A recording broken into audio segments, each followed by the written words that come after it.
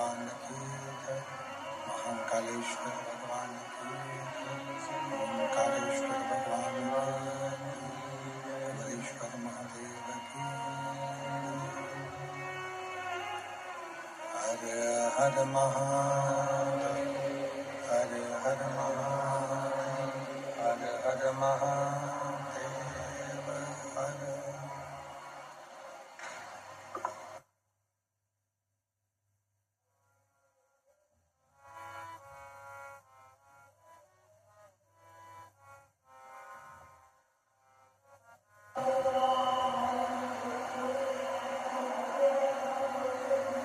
काशी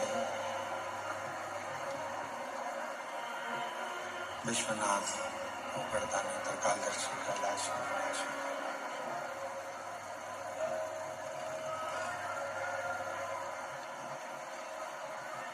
जिनकी पुण्य पावन पवित्र श्री महापुराण की कथा भगवान देवाधिदेव महादेव की कृपा से, करुणा से, उनकी उदारता से यहाँ रुद्राक्ष महोत्सव 2026 के पवित्र पावन अवसर पर आयोजित की गई है, जिसमें आप और हम सभी भगवान शिव की पवित्र कथा का लाभ लेने के लिए विराजमान है। कथा मंडप में आज बड़ा सौभाग्य का विषय है। परम गोभक्त सनातन को जागरूक करने वाले, संपूर्ण विश्व में श्री नारायण हरि की लीलाओं का वर्णन करने वाले 1008 संत शिरोमणि श्री रंगनाथ जी महाराज जी रामानुज कोट उज्जैन से हमारे बीच में पधारे हैं। एक बार जोरदार ताली बजाकर उनका स्वागत, अभिनंदन। जो इस पवित्र पावन अवसर पर आप और हमको आशीर्वाद देने के लिए, ये फुग्गे हटा दो, ये फुग्गे लगे ना, क्या करते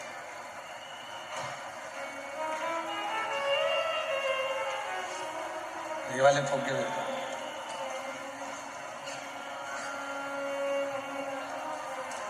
ये पवित्र अवसर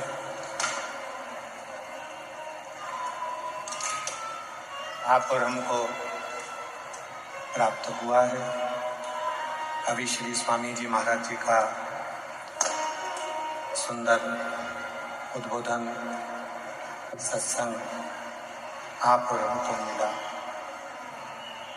जिसमें उन्होंने बड़ी सुंदर सुंदर प्रसंग सनातन को जागरूक कैसे करें, ऐसे अविरल प्रसंगों का वर्णन किया। पुनः पुनः एक छोटे से निमंत्रण पर पूज्य स्वामी जी महाराज का यहाँ मंगल आगमन हुआ, उसके लिए एक बार फिर पुनः जोरदार ताली बजाकर उनका स्वागत।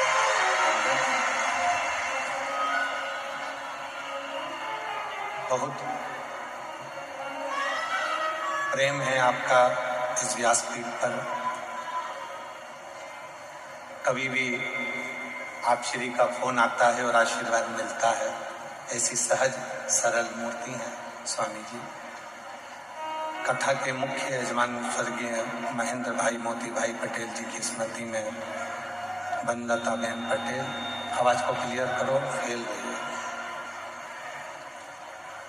बनलता बहन पटेल, ललिता दिप्तेश पटेल जी न्यू जर्सी अमेरिका से, सोमानी जी सूरत से, श्री दिनेश गणपति काबरा जी काबरा परिवार एरंडोल महाराष्ट्र से, सत्यनारायण रामदयाल जी मालपानी जी संभाजी नगर से, स्वर्गीय मुरलीधर राव काले जी की स्मृति में श्री अनिल मीनाक्षी काले जी द्वारा विदर्भ कर्नाटक से, स्वर्गीय श्री सुमित्रा देवी गोवर्धन लाल महेश्वरी जी की स्मृति में पुत्र संतोष राधा महेश्वर जी द्वारा इंदौर से, स्वर्गीय श्री रामचंद्र सुरसेटवार जी की स्मृति में सुहासिनी विजय कुमार रामचंद्र सुश्रुता जी द्वारा उदगिर से, श्रीमती सल्ला कैलाश कोंटा जी कलकत्ता से, स्वर्गीय वंसल कुमार कोठारी जी की स्मृति में श्रीमती शोभा बसंत कोठारी जी आशीष कुमार जी द्वारा बलवाड़ी सेंधवा से, श्री रमेश रेखा ठकराल जी मोना ठकराल जी दिल्ली, श्रीमती पार्वती सदाशिव पोद्दार जी न्यू मुंबई, श्रीमती नीलम जसवंत लाल सरिया जी कुणाल दिव्या मुंबई से, श्री राजेंद्र एम सिंह जी संजू देवी जी श्वेता कैलाश पटेल पालघर मुंबई, श्री सुशील कुमार पुरुषोत्तम महेश्वरी जी प्रतापगढ़ राजस्थान, श्रीमती भुवनेश्वरी यादव अनुराग सिंह यादव जी की पूर्वजों की स्मृति में जयपुर, स्वर्गीय मदन लाल जी बर्फी गोयल जी की स्मृति में मधु श्याम सुंदर जी गोयल जी द्वारा नोएडा उत्तर प्रदेश, स्वर्गीय किशन राव जी की स्मृति में अरुण शैलेश पटेल जी द्वारा संभाजी नगर, श्री रमणीक लाल रायचूड़ा जी रंजना रायचूड़ा जी टिकारापाड़ा बिलासपुर, श्री केदारनाथ मीना जायसवाल जी ठाणे महाराष्ट्र, स्वाति मयंक गुप्ता जी मेरठ से, स्वर्गीय जय कृष्णा पटेल जी की स्मृति में श्रीमती पारुल प्रीति दृष्टि पटेल जी द्वारा न्यू जर्सी अमेरिका से, सुभाष चंद्र रक्षा कटियार जी बेंगलोर से, श्री राम किशोर सिंह पूनम सिंह जी दिल्ली से, प्रकाश गुप्ता जी मधुबाला गुप्ता जी चंदोली संभल से, हंसरा लखनलाल जी हिमाचल प्रदेश से, लखनपाल जी हिमाचल प्रदेश से, वीरेंद्र कुमार वार्षण गीता वार्षण अलीगढ़ उत्तर प्रदेश से, श्री सुनील गणपत राव देशमुख जी प्रणीता सुनील देशमुख जी पुणे से, श्री जगत सिंह फुलवाल सिंह जी नेहरू मुंबई से, श्री अवधेश दीपमाला बनवाल जी बनारस से, गला पकड़ रहा बनारस से। ऐसी पवित्र आनंद में कथा के मुख्य यजमानों का पद ग्रहण किया।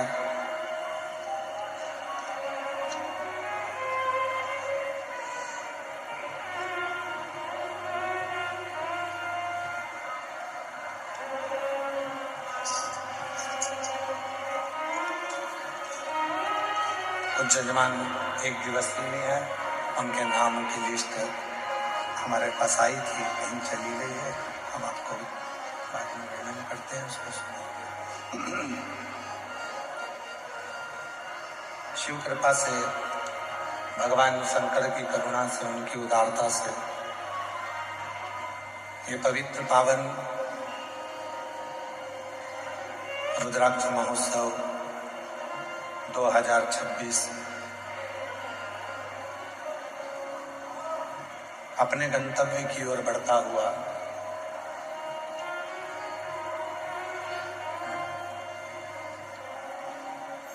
आज कथा के छठे दिवस में प्रवेश कर रहा है।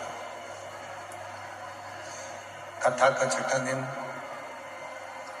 फुलेरा दूज की पूरे सनातनियों को बहुत बहुत बधाई हो, सबको बधाई।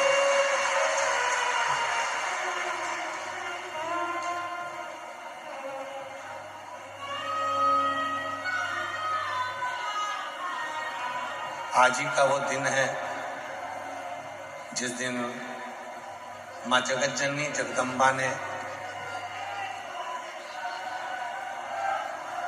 भगवान शिव ने, आज ही का वो दिन है जिस दिन माँ जगत जननी जगदम्बा अम्बा भवानी ने भगवान शिव जी को धतूरा समर्पित किया था। और आज ही छत्रपति वीर शिवाजी महाराज की सुंदर प्रागट्य महोत्सव की भी बहुत बहुत आप लोगों को बधाई। जय शिवाजी, जय शिवाजी। तो ऐसी पवित्र पावन फुलेरा दूज जिसमें भगवान शिव की अविरल भक्ति को प्राप्त करने का सौभाग्य आप और हमको मिला है। बहुत ज्यादा भीड़ है, भक्तों का बहुत ज्यादा हुजूम है।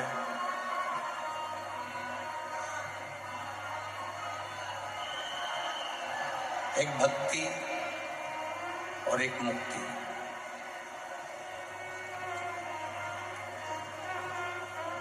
दो शब्द हैं। सीधे यदि मुक्ति को ढूंढोगे तो प्राण छूट भी जाएंगे, मर भी जाओगे, चले भी जाओगे, प्राण चले भी जाएंगे। फिर वापिस पुनः जन्म लेना पड़ेगा।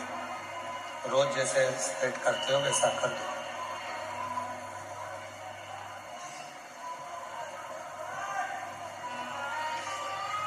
सीधे मुक्त होना, प्राण चले गए, शरीर चला गया, फिर वापिस जन्म लिया और जन्म लेकर फिर इस संसार सागर में आ गए।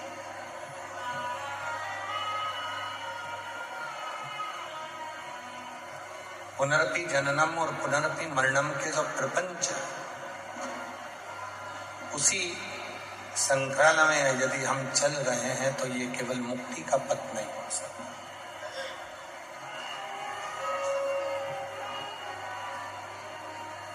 शिव महापुराण की कथा कहती है, जब व्यक्ति के जीवन में भक्ति बढ़ती है, भक्ति का प्रवेश होता है और वो भक्ति इतनी अविरल हो जाती है, इतनी अविरल हो जाती है, तो परमात्मा को तुम्हें वापस भेजना नहीं होता। परमात्मा आपको जब लेकर जाता है तो अपनी शरणागति में उसको रख लेता है, फिर वापस नहीं भेजता। बस भक्ति को बढ़ाना है, भक्ति को बढ़ा दो। ये चल रहा है ये वाले, जितना भक्ति बढ़ेगी उतना सुख पाओ।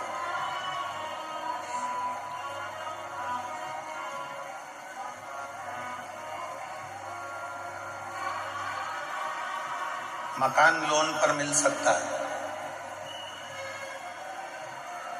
जमीन लोन पर मिल सकती है, गाड़ी लोन पर मिल सकती है, फ्रिज लोन पर मिल सकता है, वॉशिंग मशीन भी लोन पर मिल सकती है,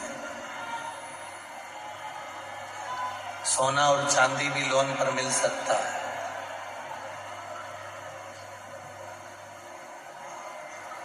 गाड़ी लोन पर मिल जाएगी, जमीन लोन पर मिल जाएगी, प्रॉपर्टी लोन पर मिल जाएगी, बंगला लोन पर मिल जाएगा, सब कुछ लोन पर मिल सकता है। पर एक भक्ति और दूसरी मुक्ति, ये कभी लोन पर नहीं मिलती। ये दोनों लोन पर नहीं मिलेगी, ना भक्ति लोन पर मिलेगी, ना मुक्ति लोन पर मिलेगी। दोनों में लोन नहीं मिल सकता। अपने को खुद स्वयं के प्रबलता से, स्वयं के भाव से भक्ति को प्रकट करना। और मैंने तेरे बाबा तेरे हवा बिच उड़ती बाबा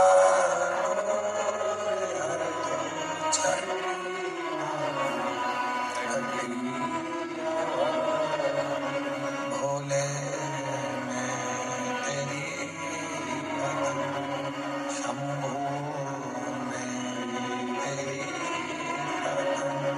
हवा उड़ती बाबा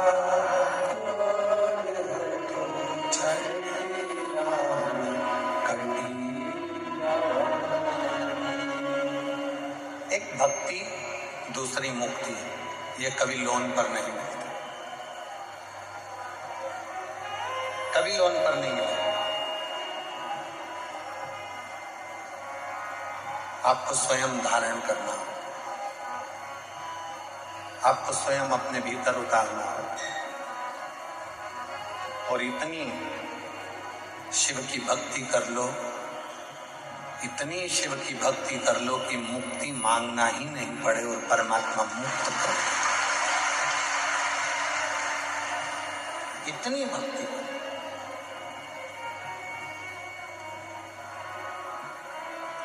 और इतनी जल्दी भक्ति मिलती भी नहीं है। चंदन का तिलक लगा लो और माला पहन लिए और सोचा कि भक्ति मिल गई तो नहीं मिलेगी, बहुत कठिन है। मंदिर में जाकर बैठ गए और सोचा कि भक्ति मिल गई, बहुत कठिन।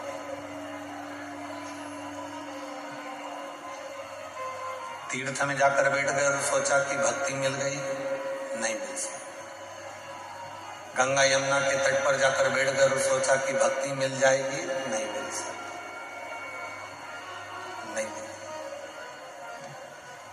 इतनी जल्दी नहीं मिल सकती। बहुत परीक्षा लेता है, बहुत, तब जाकर भक्ति प्राप्त होती है।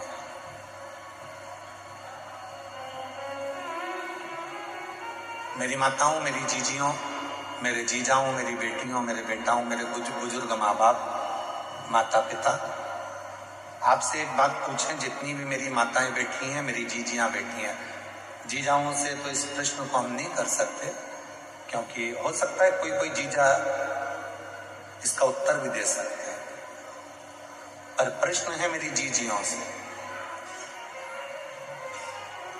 नमकीन घर में जब भी तुम तलते हो या नमकीन घर में बनाते हो तो उसको तेज आंच में बनाते हो। गैस की आंच कैसी रखते हो? तेज। अग्नि कैसी रखते हो? तेज। और जब मीठा कुछ बनाते हो तो गुलाब जामुन बना रहे हो, हलवा सेकना है, सीरा बनाना है, मीठी थुली बनाना है, खीर बनाना है, कोई मीठी चीज, कोई पुआ बनाना है, गुजिया बनाना है, मीठा मक्खन पारा बनाना है, मक्खन बड़ा बनाना है, मैसूर पाक बनाना है, घेवर बनाना है, मीठा बनाना है। तो मेरी जीजियां सब जानती हैं कि मीठा बनाने के लिए आंच को, अग्नि को थोड़ा धीमा रखा जाता है। बोलो सही है कि गलत है? नमकीन बनाना है तो आंच को तेज करना पड़ेगा, और नमकीन बनाना है तो आंच को तेज कर कर तला निकाला। भजिया तेज आंच में, नमकीन तेज आंच में, पोहा तलना है तेज आंच में, चने की दाल तेज आंच में। जितना नमकीन बना रहे हो उसको तेज आंच में बनाना पड़ेगा। पर मीठा, गुलाब जामुन, मक्खन पाड़ा, मैसूर पाक, बेसन चक्की, हलवा, सीरा, खीर, जो भी बनाना है उसको धीमी आंच में बनाना पड़ेगा, धीमी आंच में।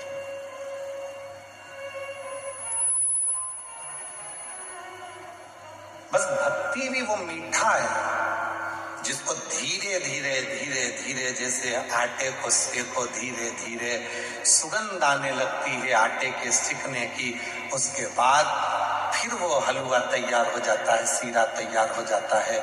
गुलाब जामुन को भी धीमी आंच में सेके जाओ, उसमें स्वाद और कलर अपने आप बदल जाता है। गुजिये को धीमी आंच में सेके जाओ, उसका कलर और आनंद, सुगंध अपने आप आना चालू हो जाती है। उसी तरह अपने आप को मिठाई समझो और भक्ति के आनंदमय भावों में इसको सेकना प्रारंभ करो। धीरे धीरे धीरे धीरे जब भक्ति करते जाओगे तो इसका कलर भी चेंज होगा, स्वाद भी चेंज होगा, सुगंध भी चेंज होगा।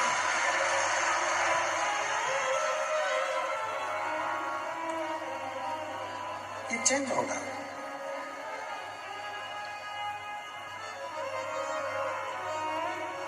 भक्ति वो मिठास है जो धीरे धीरे प्रवेश करती है।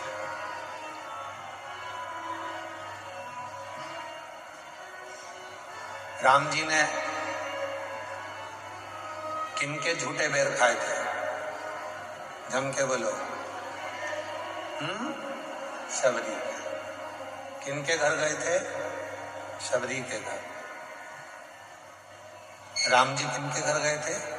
शबरी के घर। ये दुनिया के लोगों ने कहा कि राम जी शबरी के घर पर गए, पर सही मायने में अगर रामचरितमानस को पढ़ोगे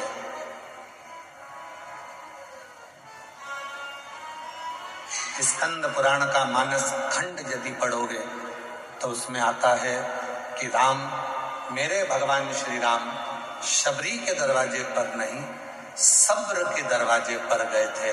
जिसके भीतर सब्र है राम उसके पास आता जरूर।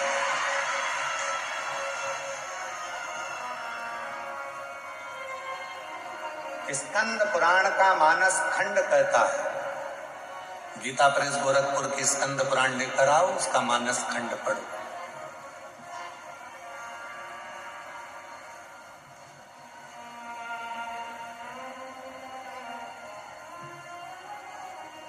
स्कंद पुराण का मानस खंड कहता है कि राम जी शबरी के दरवाजे नहीं, राम जी सब्र के दरवाजे पर गए थे। सब्र, जिसके भीतर सब्र है, जो सब्र धारण कर सकता है, जो थोड़ी सी सब्री धारण कर सकता है, मेरे परमात्मा उसको मिलते थे। और आप और हम ऐसे हो गए कि हमारे अंदर सब्र तो है ही नहीं। आज लोटा भर के जल चढ़ाया तो कल रिजल्ट आना चाहिए। जैसे ही आज मैंने जल चढ़ाया वैसे ही मुझे कल रिजल्ट मिलना चाहिए। आज मैंने पशुपति व्रत करा तो मेरे को कल उसका रिजल्ट चाहिए।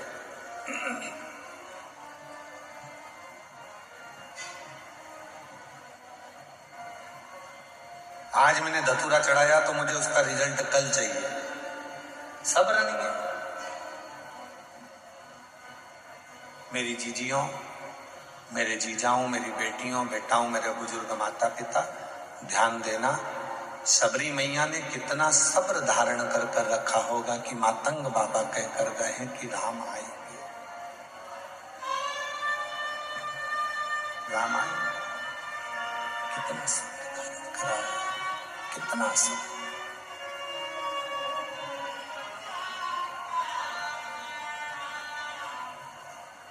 और शबरी अम्मा ने जो सब्र धारण करा तो सब्र के बल पर एक दिन मेरे भगवान श्री राम उनके पास पहुंचे।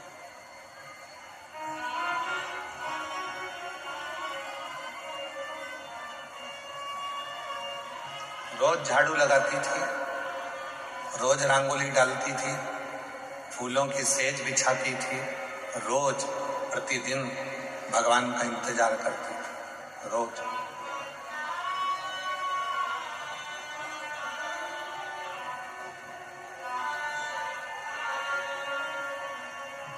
और शबरी बुआरे रास्ता आएंगे राम जी, शबरी बुआरे रास्ता आएंगे राम जी, मेरा भी धन्य जीवन बनाएंगे राम जी, मेरा भी धन्य जीवन बनाएंगे राम। शबरी बुआरे रास्ता आएंगे राम जी, शबरी बुआरे रास्ता आएंगे राम जी, ओ शबरी बुआरे रास्ता आएंगे राम जी,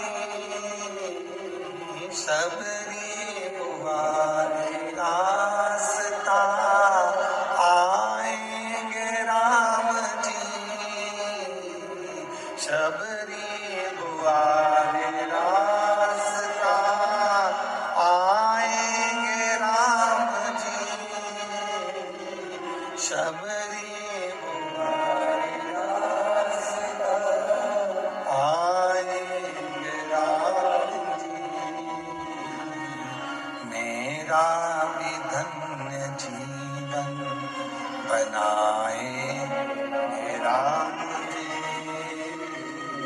मेरा भी धन्य जीवन बनाए मेरा।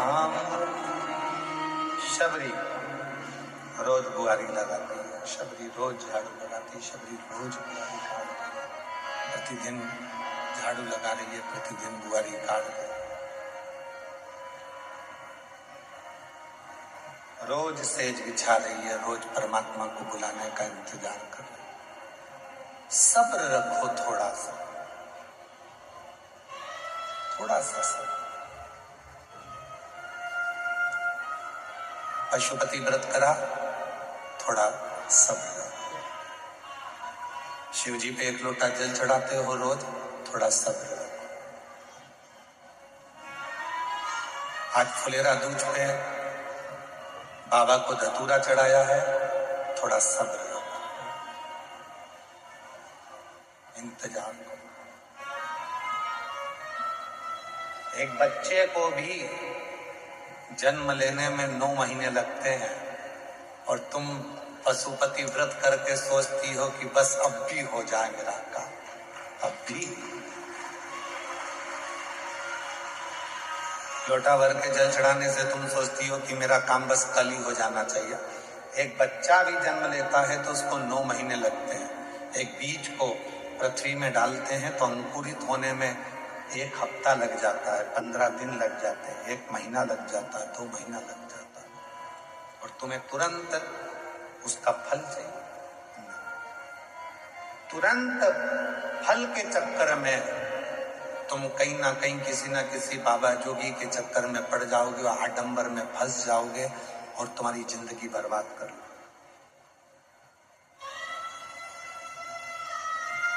आज की दुनिया के पास में सब्र नहीं है, इसलिए 10 बाबाओं को ढूंढते फिरते हैं। बाबा जी तुम हमारा काम कर देना, बाबा जी तुम हमारा काम कर देना। माँ 2 दिन में काम हो जाएगा, माँ 1 दिन में काम हो जाएगा, माँ 15 दिन में काम हो जाएगा।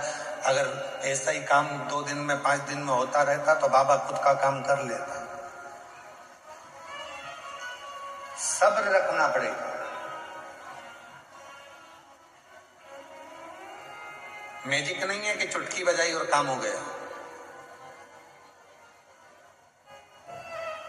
थोड़ा सा कुछ उठाकर फेंक दिया और तुम्हारा काम, ना ना ना, ये मैजिक नहीं। इंतजार करो, थोड़ा प्रतीक्षा करो, थोड़ी सब्र रखो। शिरडी साईं बाबा के दर्शन के लिए जाते हो तो वहां 2 चीजें लिखी रहती है, श्रद्धा, दूसरी सबूरी, सब्र। जितना सब्र रखोगे उतना उतना तुम्हारे जीवन को सुख प्राप्त हो। हम सब्र ही नहीं रख पा रहे। हमने बोला और हमारा काम होना चाहिए, हमने बोला ऐसा होना तो होना, शिव जी को जल चढ़ाया हमारा काम होना तो होना, हमने भगवान से प्रार्थना करी ऐसा होना तो होना। सब्र। आज धतूरा चढ़ाया तुम लोगों ने, सबने, पूरा भारत, पूरा विश्व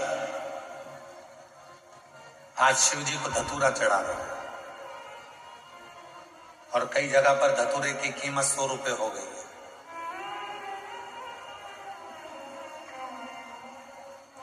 वो तो सोशल मीडिया पे चल रहा है कि भोपाल, इंदौर, नरसिंहपुर, ग्वालियर, आगरा, कानपुर, लखनऊ, धतूरे की कीमत 100 रुपए, 150 रुपए, 60 रुपए, 70 रुपए, 300 रुपए तक धतूरा बिक रहा है। इसको कहते हैं शिव। अपने पास जो रखता है उसकी कीमत कब बढ़ा देगा पता ही नहीं चलने देता।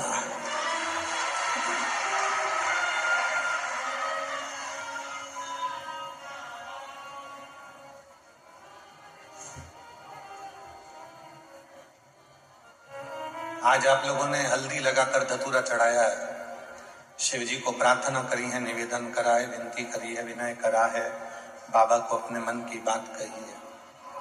थोड़ा इंतजार करना, थोड़ी प्रतीक्षा करना। थोड़ी प्रतीक्षा करना, थोड़ा इंतजार करना। इस धतूरे का फल आपको मिलेगा जरूर। बाबा खाली नहीं करेगा, फल करके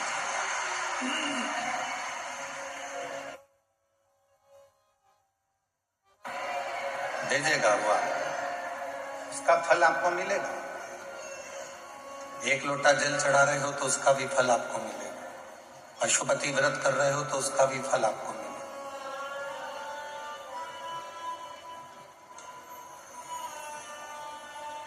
खाली न जाता कोई दर से तुम्हारे, खाली न जाता कोई दर से तुम्हारे, मैं भी खड़ी हूँ नहीं बाएं पसारे, अपने हृदय से लगा लो,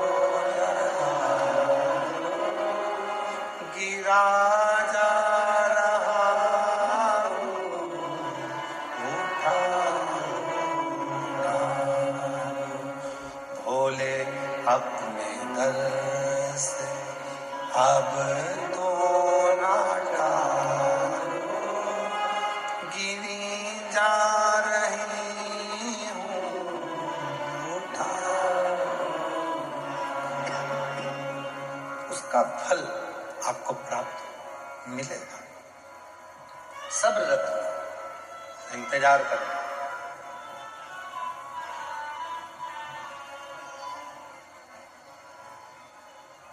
स्वयं माता उमा ने भगवान महेश से पूछा था। जिन भगवान महेश की संतति में आज भी महेश्वरी समाज को माना जाता है, उन्हीं उमा महेश संवाद करते हैं।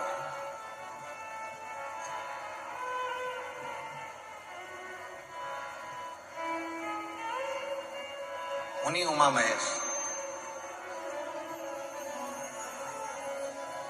माता उमा ने महेश भगवान से पूछा, शिव जी से पूछा,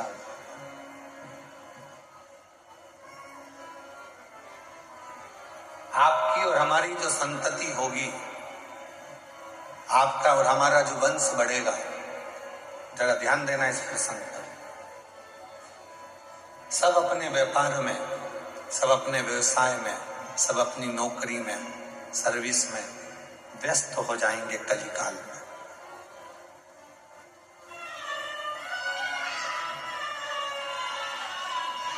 संसार का प्रत्येक मानव अपने अपने कार्य में लगा रहेगा, तब उस व्यक्ति वो अपने परिवार का भरण पोषण करेगा, अपने आप को संभालेगा, समाज को संभालेगा, घर को संभालेगा, कुटुंब को संभालेगा, परिवार को संभालेगा।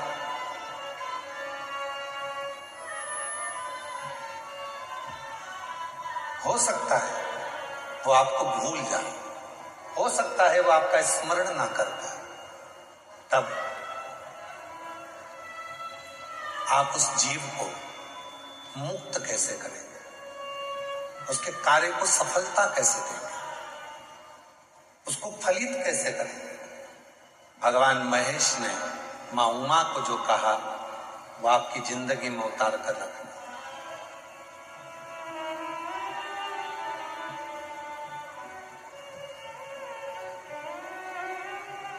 भगवान शंकर और पार्वती का जो रिश्ता है वह 51वें नंबर पर आता है।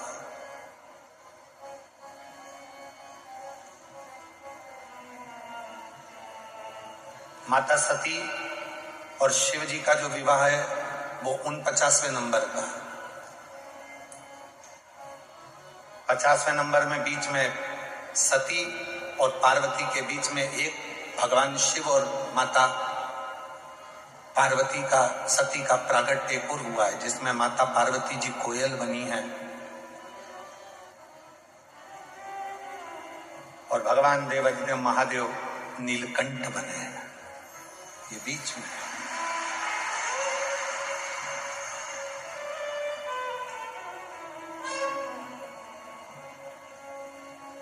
39वां नंबर है उमा महेश भगवान का संवाद।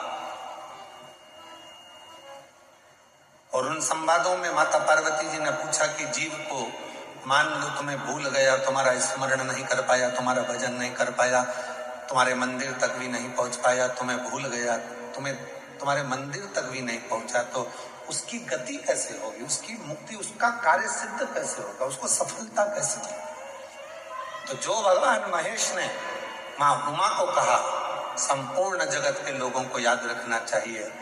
भगवान महेश कहते हैं, उमा, संसार का मनुष्य यदि मुझे भूल भी गया कोई बात नहीं, मुझे भजना भी भूल गया, मेरा नाम भी भूल गया, मुझे नहीं भज पाया, मेरी औलाद, मेरी संतान यदि मुझे नहीं भज पाई, किसी के गले में अगर रुद्राक्ष पड़ा होगा या किसी के मस्तक पर तिलक लगा होगा, भस्म लगी होगी, त्रिपुंड लगा होगा, चंदन लगा होगा, कुंकू लगा होगा, या उसके गले में यदि रुद्राक्ष पड़ा होगा और ऐसा व्यक्ति भी उसके सामने से निकल कर चला जाएगा और उस रुद्राक्ष पहने हुए व्यक्ति का, बच्चे का, बूढ़े का, महिला का, पुरुष का, किसी का भी दर्शन अगर उस व्यक्ति को भी हो गया तो जितना फल रुद्राक्ष पहनने वाले को मिलेगा, उसका दर्शन करने वाले को भी उतना ही फल प्राप्त होगा,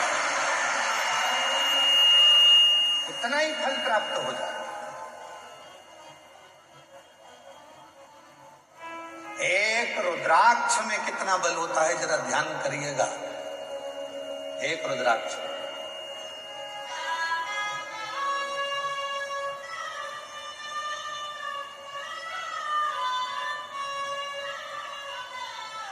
$63 नैनार, 63 शिव भक्त तमिल में हुए हैं। 63 उसमें से एक थे भक्तंगित प्रत, जिनका नाम था भक्तंगित प्रत। 63 भक्तों में से शंकर भगवान के 63 शिव भक्तों में से एक भक्त थे भक्तंगित प्रत।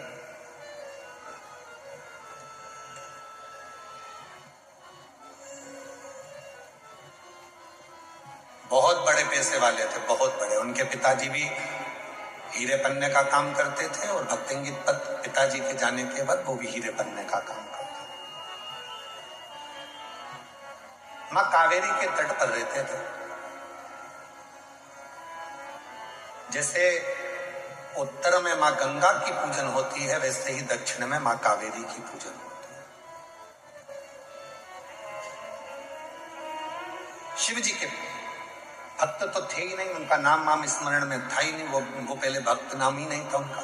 वो तो एक सेठ थे, धनिक सेठ, पैसे वाले, धनपति, करोड़पति। विदेश में उनका व्यापार होता था भक्तंगित प्रत का।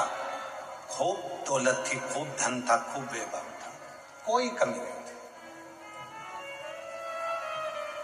उन्होंने अपनी जिंदगी में शिवालय भी नहीं गए, पर एक नियम उन्होंने अपने जीवन में बनाया था, मां कावेरी का स्नान करना, मां कावेरी का दर्शन करना और मां कावेरी के स्नान कर कर अपने घर आना और अपने व्यापार में लग जाना। अब जो लोग कहते हैं कि हमें दुकान से फुर्सत नहीं मिलती, हमें व्यापार से फुर्सत नहीं मिलती, हमें पढ़ाई से फुर्सत नहीं मिलती, हमें नौकरी से फुर्सत नहीं मिलती, उनके लिए सबसे अच्छी कथा है भक्तंगित प्रत की। 63 नैनारों में से, शिव संप्रदाय के सुंदर भक्तों में से, तमिल के 63 भक्तों में से एक भक्त है, एक भक्त भक्तंगित प्रत।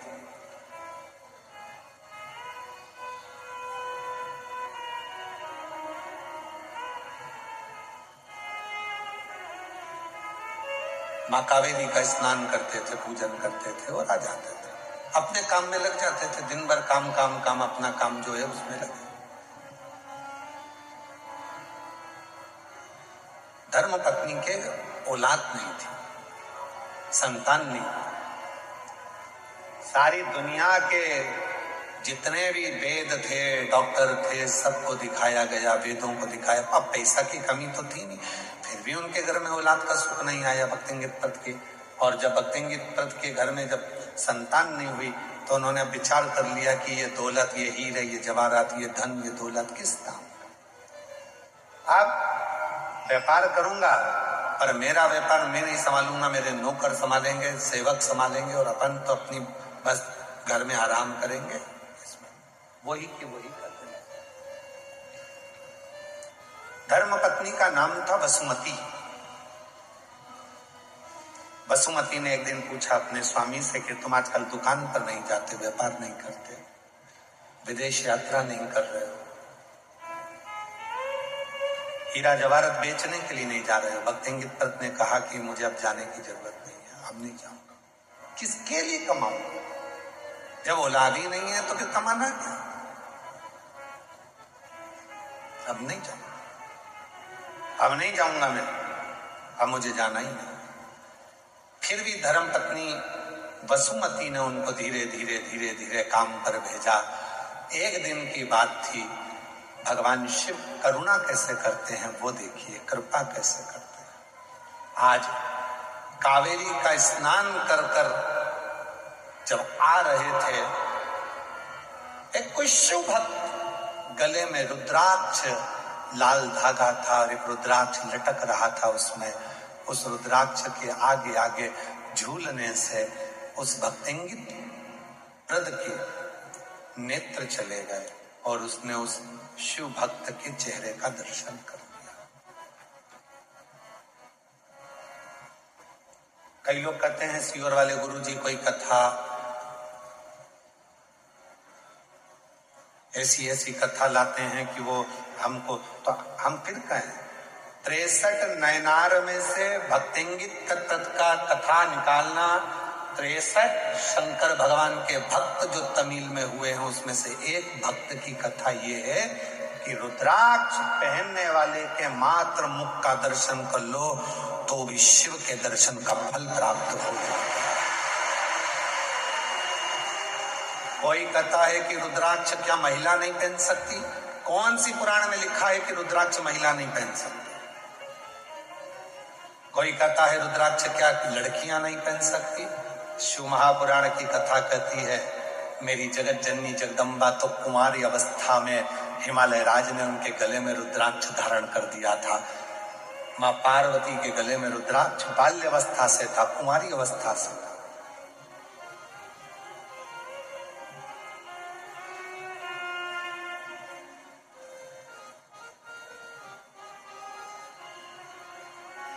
रुद्राक्ष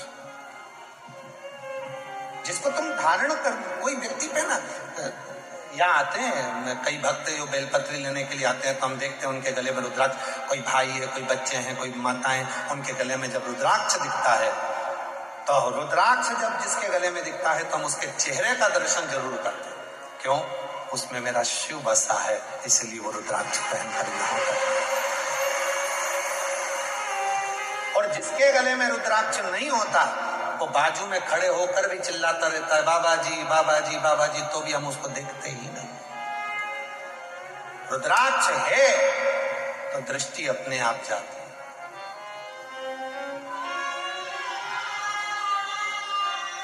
टीसी,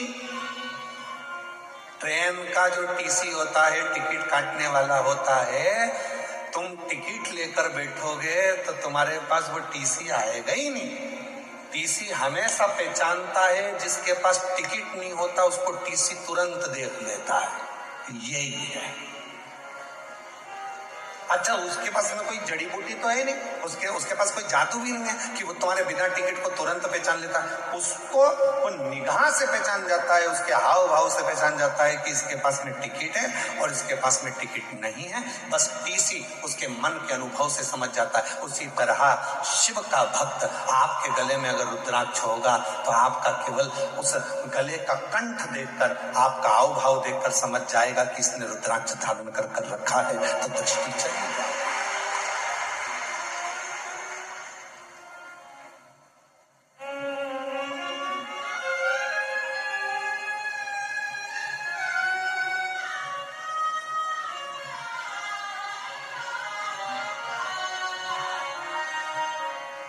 सुंदरता होगी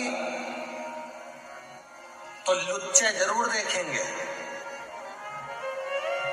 सुंदरता होगी तो लुच्चे जरूर देखेंगे, गले में चेन होगी तो चोर जरूर देखेंगे, और गले में रुद्राक्ष होगा तो महाकाल जरूर देखेंगे, महाकाल जरूर देखेंगे। कितना सुंदर हो तुम, वो लुच्चा कहीं से छुप के कितनी सुंदर है, कितनी सुंदर है कि वो लुच्चा देखेगा, और तुम्हारे गले में जैसे सोने की चेन पड़ी तो चोर पीछे पड़ी। अब जरा विचार करो, सोने की चेन देखकर चोटा पीछे पीछे आता है, तो रुद्राक्ष देखकर मेरा कालाधिपति महाकाल भी पीछे पीछे आता है, रुद्राक्ष देखकर वो शिव पीछे आता है।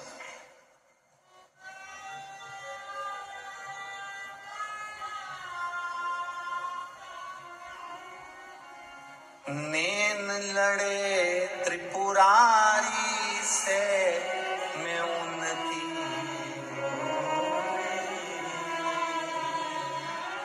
नैन लड़े त्रिपुरारी से मैं उनकी, मेरे नैनन बरसे नीर से सखी सीहोर जाऊं, मेरे नैनन बरसे नीर से सीहोर जाऊं, सीहोर जाऊंगी कुबरेश्वर जाऊंगी, सीहोर जाऊंगी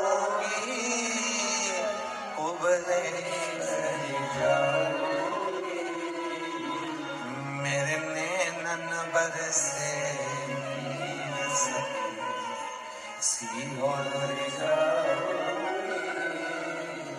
मेरे नैनन बरसे नीर सखी सीहोर जाऊंगी। नैनों से अश्रु टपकता, अश्रु।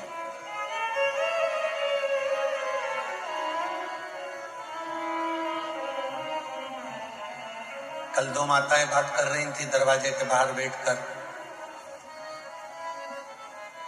अंदर आवाज आ रही थी, दोनों ना जाने कहां से आई थी, पता नहीं। अरे 2028 में सिंहस्थ भरा रहा उज्जैन को, अपन तो 15 दिन पहले आ जाएंगे। दूसरी बोली 15 दिन पहले क्यों? उज्जैन जाने के लिए सीहोर से तो जाना पड़ता है, उतर जाएंगे और 15 दिन कुबरेश्वर धाम और 15 दिन उज्जैन की धरा पर रहकर कुंभ का आनंद लेंगे। अब वो तो बात कर रही थी, हम सुन के आश्चर्य में पड़ गए। इनकी प्लानिंग अभी से चालू हो गई, 28 तो देरी है।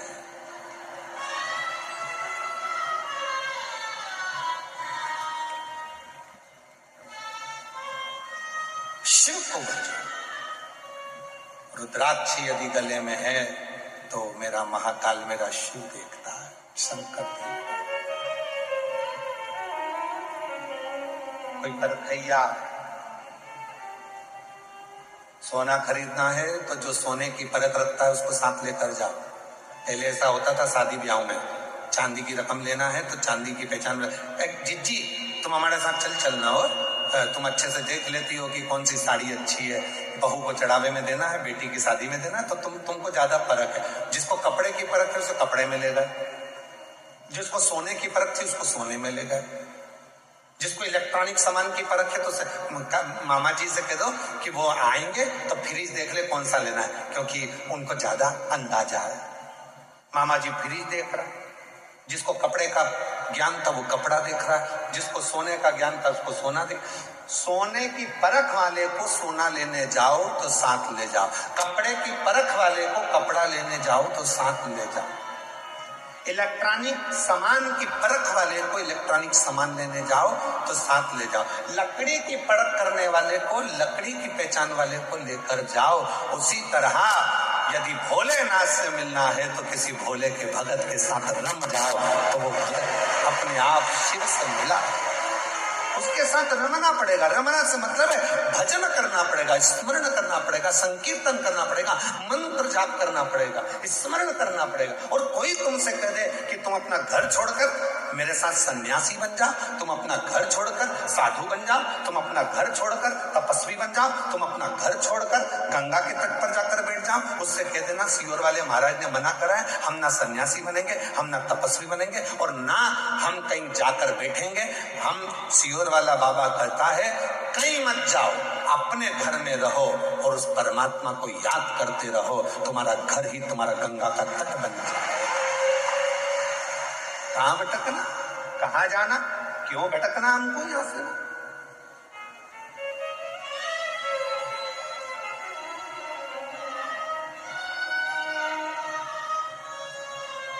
भटकन छोड़ दो,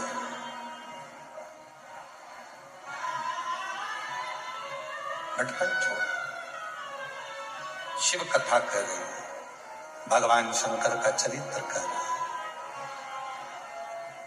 भक्तिंगित रुद्राक्ष पहने हुए एक व्यक्ति का दर्शन कर लेता है और घर आ जाता है।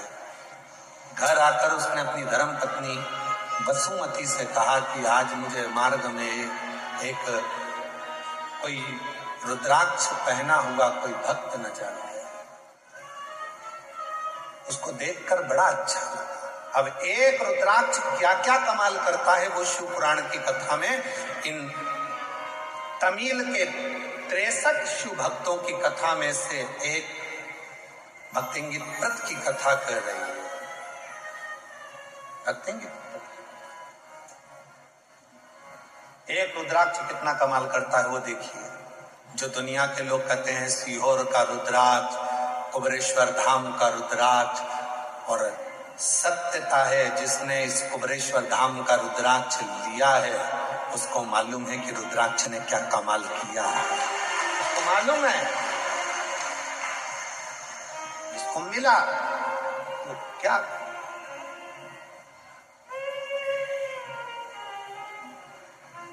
विचार। अब वो रुद्राक्ष ने अपना कमाल करना चालू करा। भक्तिंगित कभी शिव के मंदिर नहीं जाता था, कभी सत्संग में नहीं जाता था।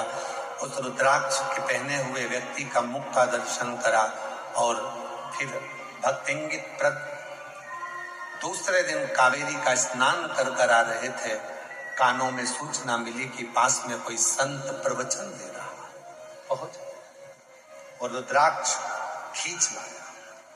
जहां पहुंचे वहां पर एक त्रिपुंड लगाया हुआ सन्यासी संत गले में रुद्राक्ष की माला पहना हुआ शिव महापुराण की कथा कर रहा था।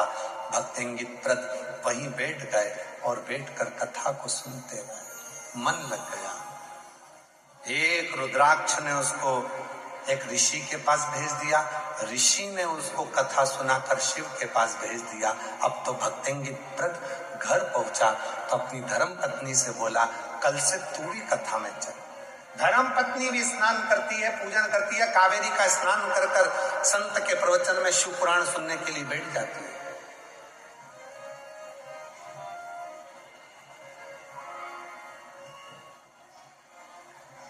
संत ने देखा कि रोज आते हैं, रोज आंखों से आंसू बहते हैं। पूछा बेटा तुम रोते क्यों, क्या बात है, तुम्हें रोना क्यों आ रहा है? धर्म पत्नी कुछ कहती। भक्तिंगित व्रत ने मन में सोचा कि अब मैं ऋषि से क्या कहूं कि मेरे घर में औलाद नहीं, और अब तो मुझे औलाद चाहिए भी नहीं, अब औलाद की कामना नहीं है, अब औलाद नहीं चाहिए, अब तो स्वयं औलाद नहीं शिव चाहिए, शंकर चाहिए, औलाद की कामना नहीं है। जब माता अंजना देवी ने गौतम बाबा के कहने पर भगवान शंकर के पार्थिव शिवलिंग का पूजन प्रारंभ किया था, जब माता अंजना देवी ने पार्थिव शिवलिंग का पूजन करना प्रारंभ किया था तो अंजना माता के पार्थिव पूजन से शिव जी प्रसन्न हो गए थे। तो उन्होंने माता पार्वती को भेज दिया था, जाकर पूछो कि अंजना को क्या चाहिए। अंजना माता ने, अब अंजना माता क्या तो संतान थी नहीं, पार्थिव पूजन करी, शिव जी का पूजन करा, तब पूछो इनसे इनको क्या चाहिए। पार्वती जी ने जाकर पूछा माता अंजना जी से कि तुम्हें क्या चाहिए। अंजना जी ने कामना करी थी पुत्र की, अंजना जी ने कामना करी थी कि मेरे घर औलाद हो, अंजना जी ने कामना करी थी कि मेरे घर संतान हो। अब अंजना माता साधना को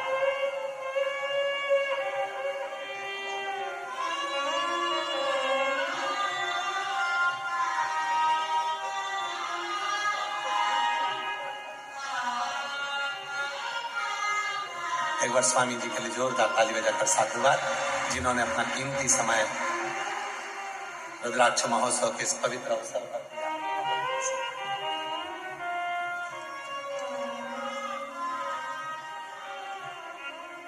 अब अंजना माता संतान नहीं मांग रही, अब अंजना माता पुत्र नहीं मांग रही है।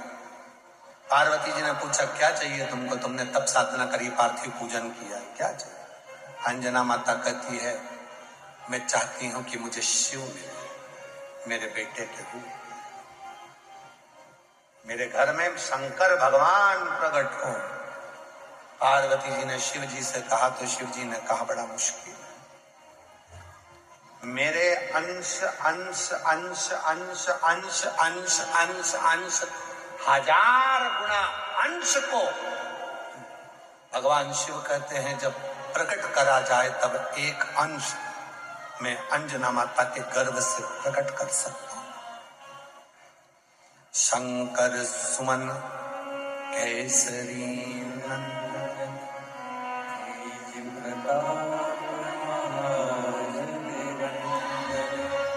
विद्यावान गुणियति चातुर राम कार्य कहिबे को। एक अंश प्रकट कर सकता। अंजना माता ने तो जिद कर ली थी कि मुझे शिव प्रकट हो मेरे गर्भ से। शिव जी समझाए, बोलो उनको नहीं हो सकता, बोलो।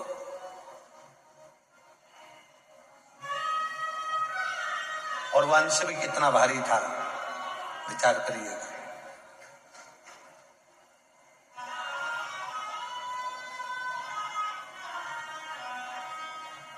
जब कई लोग कहते थे ना कि हमारे शरीर में शंकर जी आ रहे, तो मन तो करता है कि इनको विष का कटोरा दे दो।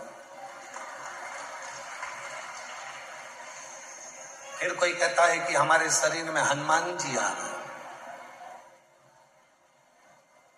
शरीर में हनुमान जी। अरे रामचरितमानस में लिखा है, बाली और सुग्रीव की कथा। बाली को वर था, जो तेरे सामने युद्ध करने के लिए आएगा उसका आधा बल तेरे शरीर में आ जाएगा। बोलो सही है कि गलत है? आधा बल उसका तेरे शरीर में आएगा। ये बाली को वचन था, वर था।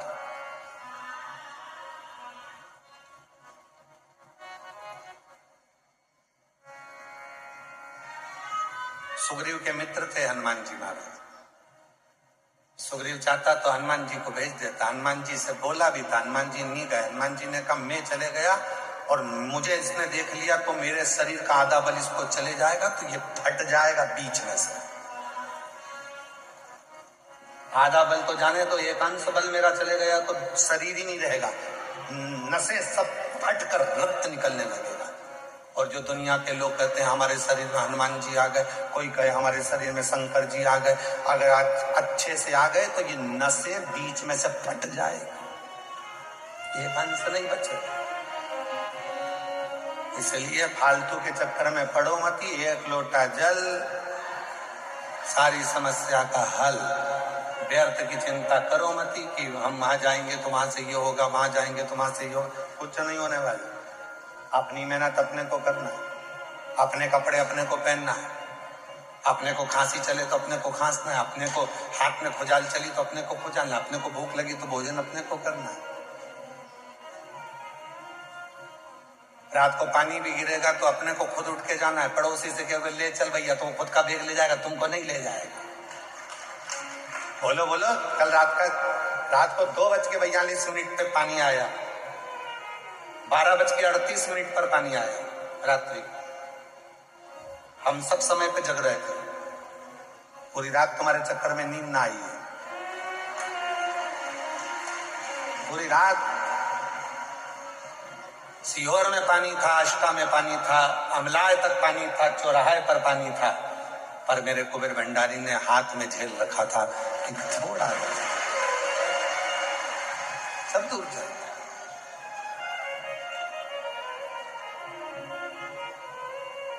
आया थोड़ा बहुत आया तो हम सुन रहे थे, बेग तुम्हारा, बेग तुम्हें उठाना है, अपना बोझा अपने को ही उठाना है। इसलिए सामान उतना लेके आओ कुबेरेश्वर धाम पे जितनी तुम्हारी जरूरत हो। अब लेके ढेर सारा आ गई, ले जाना भी उतने। और ऊपर से बच्चा था तो बाजार में घूम के दे, जरा एक फोटो दे दो, एक गुच्छा दे दो, अंदरवाल दे दो, सामान इतना इकट्ठा। और ऊपर से जितने भी भक्त आए तो कोई ने टॉफी बांटी, कोई ने बिस्कुट बांटा, और तुम बैग में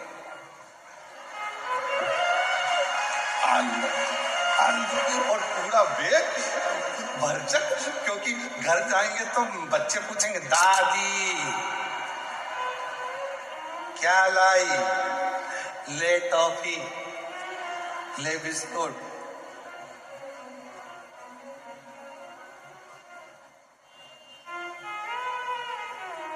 कितना कितना भाव है सब लोगों का, कितना प्रेम है आप लोगों का। तो ये भार थोड़ा कम रखो, ठीक है, अपने भाव से अपने आनंद में आओ, अच्छे से आओ। पिता का घर है, बहुत प्रेम से खूब भर पेट पाओ। 10 बजे से भोजन चालू होता है, रात के 8 बजे तक चलता है। 3 ट्रिप निपटा रहे हो, सवेरे का अलग, दोपहर का अलग और शाम का अलग। 5 रुपए की एक पानी की बोतल मिल जाती है, 1 लीटर की। पेटी पास में लग के बैठे हो, साड़ी ढाल के।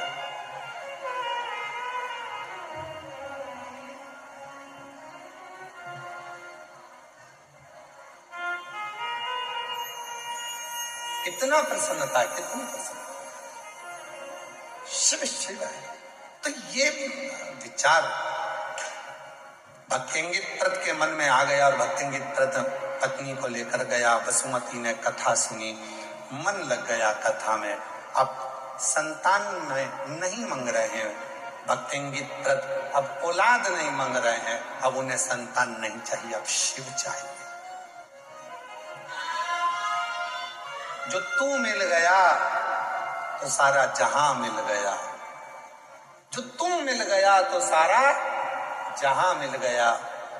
बस वो मिल जाए तो फिर दुनिया की क्या कमी, क्या कमी।